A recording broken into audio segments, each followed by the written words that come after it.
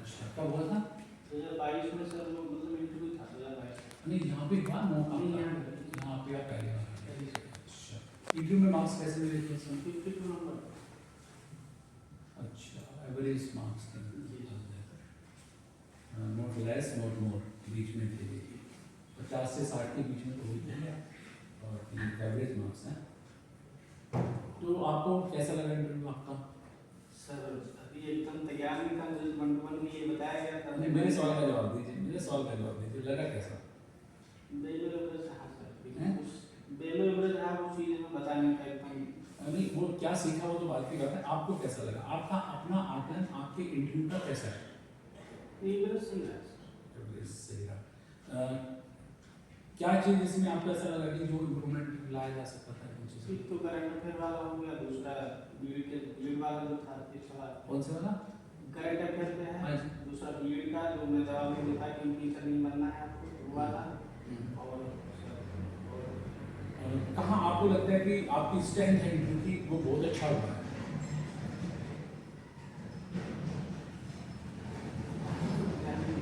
फिर ये तो बहुत थोड़ी पुरानी बात तो है, लेकिन लर्निंग मतलब एक चल ही रहा है, तो केवल 1-2 मिनट का ही तो वो रहा इसमें। कौन सा क्वेश्चन ऐसा आपको लगे हैं या लगा है जिसमें आपको लगता है कि ये मेरा ठीक था? वो मैनेजमेंट वाला सर। क्या था क्वेश्चन? वो उसमें पूछा था कि आपको क्यों मिले, आप सिविल सर्वेंट बनना चाहते क्यों बनना चाहते हैं? जी। इसके अलावा देखो मैं बताऊँ आपको कि एक तो थोड़ा सा कॉन्फिडेंट बनिए जी। एंट्री एक प्रशासनिक अधिकारी के रूप में आप इंटरव्यू देने जा रहे हैं, तो जी। बॉडी लैंग्वेज कुछ ऐसी बनाइए, थोड़ा सा कॉन्फिडेंट लगे आप, क्योंकि जिन पदों पे आप जा रहे हैं ना बड़ी जिम्मेदारी वाले पद हैं। और आपका इंटरव्यू कब है? 17 मार्च को है। 17 मार्च को है। अभी वक्त है। तो थोड़ा सा इनको कॉन्फिडेंट लगे आप। दूसरे आपका हाथ का मूवमेंट ना, हाथ जैसे हिलते हैं, हाँ नहीं हिलना चाहिए, नहीं हिलना चाहिए, वो हिलना वाला ही तो हम देख रहे हैं एक्टिविटी से, तो वो उठा रखा आपको कि हिल रहा है, तो हिलना नहीं चाहिए।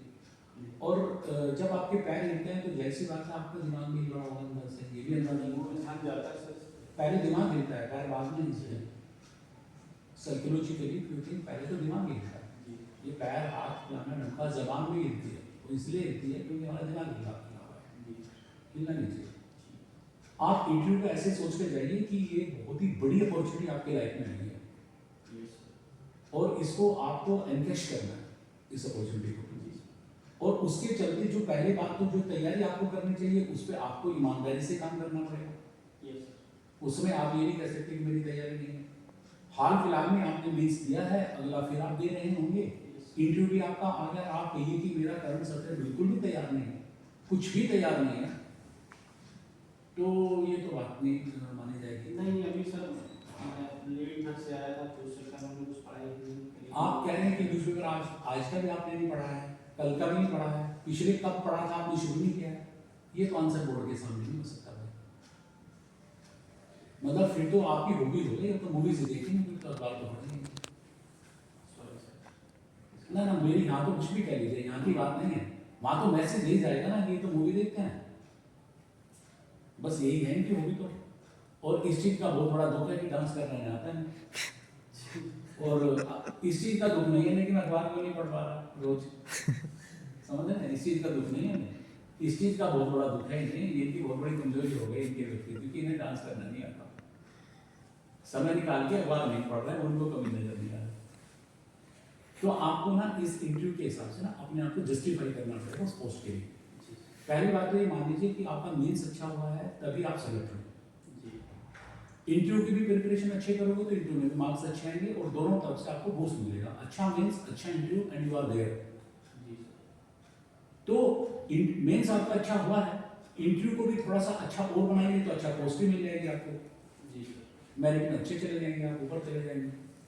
तो थोड़ा सा न्याय करिए इंटरव्यू से, कुछ चीज़ें अच्छी हैं और बाकी जगह आप वर्कआउट करके इनको इम्प्रूव करिए। वक्त है अभी, परसों हमारी क्लास में थे आप, आपकी ये जो 4-5 दिन पहले जो क्लास थी? ऑनलाइन देखी। अच्छा, तो ऑनलाइन देखा था आपने? तो उससे में से कुछ चीज़ें जो आपको समझ आ रही है और पसंद आ रही है तो उनको फॉलो कर लें। करना बस आप अभी तैयार नहीं था इससे। करना पड़ेगा। Okay sir. करना पड़ेगा, करना पड़ेगा, कर लीजिए, करेंगे ही, करना ही है, ये मान के चलिए। और आप अपनी डेडलाइन ये जो मार्च वाली है ना, ये 17 मार्च वाली मत रखो। आप सोचो कि मुझे 10-12 दिन के अंदर सब कुछ करना है, बाद में केवल रिवीजन करना है, रिपीटेशन करना है, इम्प्रूवमेंट करना है। प्रिपरेशन वाइज बोलते हैं कि मैं करूँगा 10 दिन में, ज़्यादा टाइम नहीं लगाना। प्रशासन में आप चले जाओगे, वहाँ पे नहीं मिलते 10 दिन आपको किसी काम को करने के लिए। वहाँ पे एक फोन आएगा कि कल सीएम साहब आ रहे हैं आपके दफ्तर में, और आपको वो दिन के कुछ घंटे और पूरी रात मिलेगी तैयारी करने के लिए, और आपको करनी ही है, करनी ही है, करनी ही पड़ेगी। ऐसे ही करता है शासन प्रशासन बैंगलोर। हाँ जी, तो आपको उस स्तर तक अपने आप को तैयार करना है मेंटली। और आप ये कहिए कि हाँ समय कम नहीं था, जितने घंटे मुझे मिल गए मैंने कर लिया। ज़्यादा समय कहीं मिल गया ये आपका इत्तेफाक है, आप उसको और बेटर कर लीजिए और मजबूती से कर लीजिए। चलिए, बाकी शुभकामनाएं आपको। और प्रिपरेशन में जो गैप था ना, तो उसको थोड़ा सा शब्दों का चयन ठीक ठाक करिए। बीच में कोरोना शब्द का आपने इस्तेमाल किया, तो कोरोना होना ये कोई एक्सक्यूज नहीं है कि बीच में कोरोना था तो आप पढ़ नहीं पाए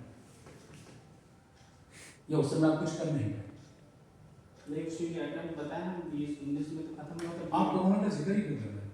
कोरोना तो यदि आप वास्तव में अच्छे स्टूडेंट हैं तो कोरोना के समय तो आप अपने समय का इस्तेमाल और बेहतर तरीके से कर सकते हो।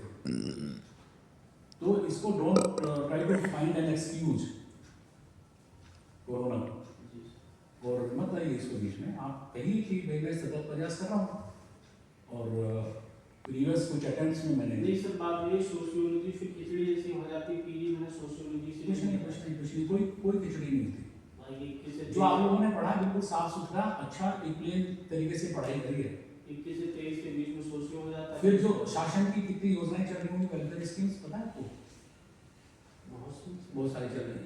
इसके अलावा और क्या क्या चल रहा है जो रेस्पॉन्सिबिलिटी होती है, बहुत सारी होती है। सही खिचड़ी तो फिर वहां पकेगी, फिर आपकी यहाँ क्या पकेगी आपकी पढ़ाई में। बहुत ज्यादा, और जो आपने बचपन से लेके आज तक पढ़ा है, इतने सारे वर्ष मिले हैं आपको उस पढ़ाई को करने में, तो खिचड़ी तो फिर वहां पकेगी ना ठीक ठाक। तो वो खिचड़ी तो आपको देख के चलना है कि खिचड़ी तो आपको ये मान के चले कि 50 मुझे पकानी है और वो ठीक ठाक पकानी है, और चल ऐसे ही चलेगी दुनिया। वो पद बड़े हैं तो उत्तरदायित्व बड़े हैं, मुझे उसके अनुरूप अपने आप को बनाना है और सब चीजों को सहज भाव से लेके चलना है, ये अपने मन में बिठा लीजिए। And don't try to find out an excuse. जितना बड़ा पद लोगे इतनी बड़ी जिम्मेदारी आएंगी और अलग अलग तरह के कार्य होंगे और जो आपको पूरे करने ही होंगे। चलो ठीक है, ऑल द बेस्ट, शुभकामनाएं आपको।